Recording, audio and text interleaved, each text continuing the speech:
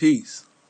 So I was building with a good brother of mine earlier today, and he drops some different videos, just to raise the consciousness of the people. And as we were building today, we were building on some of the comments. Now, this brother is a very good brother to me.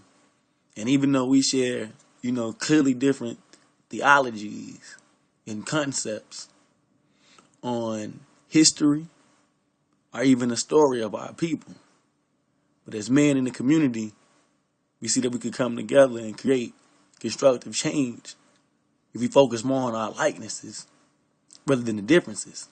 So we were talking today, and he was talking about how people comment and say things like, well, brother, I was all the way up with you until.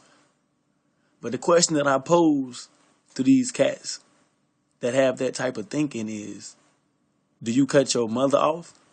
That's because you were a pro-black teacher and she's stuck into the confines of Christianity? Does that happen?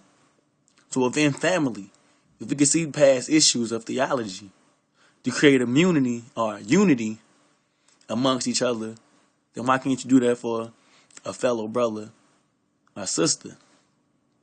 So my concept is saying, like, how do we notice that, or how do we know that we're talking to an individual just solely about the progression of our people and not about hammering any theology, history, or any type of concept of where we were in time?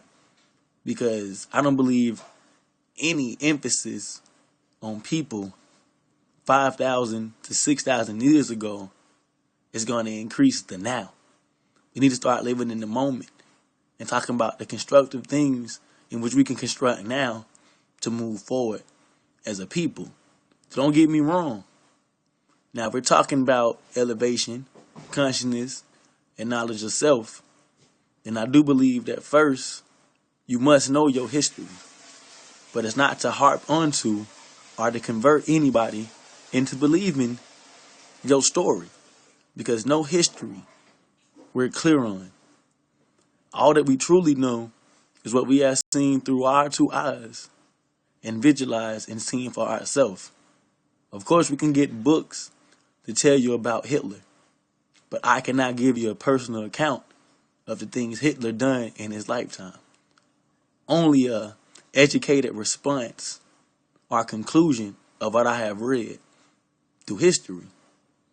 But how does that help us move forward as a people? One thing I was thinking about doing is, we need to unite amongst people who are talking about getting ground level and doing constructive things as men in neighborhoods to promote peace and positivity and humanitarianism. I believe first, like I said, for our people, it must be a grasp on history, but it must be an extreme focus on positivity and humanitarianism. And I mean humanitarianism in a sense of that your fellow human being, especially your brethren or sister, are treated with divine love and respect. Now, in this movement, we're going to have a bunch of different issues that vary. So what I say for a brother that has a different opinion or approach is, exercise your approach. We're all sitting here at the table. I say bring to your table any theology, any idea, any belief that we believe that we can move forward, but not to pose an argument. If that is your approach, simply exercise your approach. No man has to gain strength from his approach by demeaning the approach of anybody else. So for those people who can see past the illusions of different theologies, different beliefs, and get into the now and the forward progression of our people, what is it that we do?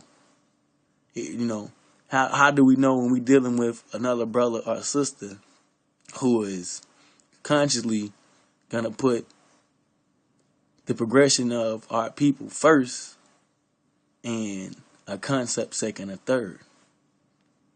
For lack of better reason at the time, I believe that we should have some type of sign or symbol amongst ones with this rationality, so that you know when you see this sign or symbol that you're dealing with another brother or sister that holds first the unity of our race first, and any theology or any concept second. So you know that when you're dealing with this person, I can rationally put together a plan or format to push forward. Key speaking is that I remember this a couple of days ago. I was building with a brother, very articulated, educated brother. He told me he deals with magic, manipulating molecules, mind power. And I told the brother, I've studied similar things. Now, as we sat together, we fired a bunch of questions back to each other, back and forth bouncing. And then it turned to a debate or argument. And at that point, it began to frustrate me. So I said the brother is two men in our community who say that they can deal with mental magic and manipulate the environment around them. I say, why not let's come up with a formula so where we can draw some type of resources to the masses. So the brother told me he has no interest in raising the masses. The masses will get it when they're ready. So I said, if not the masses, let's talk about a formula where we can draw something resourceful to our families as individual families. And we can still not come up with a blueprint.